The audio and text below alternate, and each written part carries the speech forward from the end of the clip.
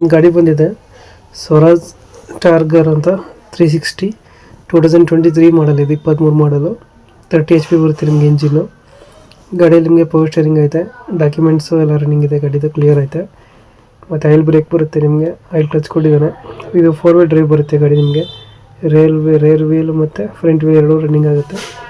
Location ಬಂದಿರೋದು ಇದು Bijapur location, ಬಿಜಾಪುರದಲ್ಲಿ ಸಿಗುತ್ತೆ ಗಾಡಿ.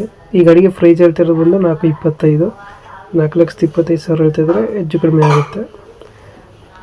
4 ವೀಲ್ ಡ್ರೈವ್ ಬರುತ್ತೆ ಗಾಡಿ, ಸ್ವರಾಜು ಮಿನಿ ಟ್ರ್ಯಾಕ್ಟರು.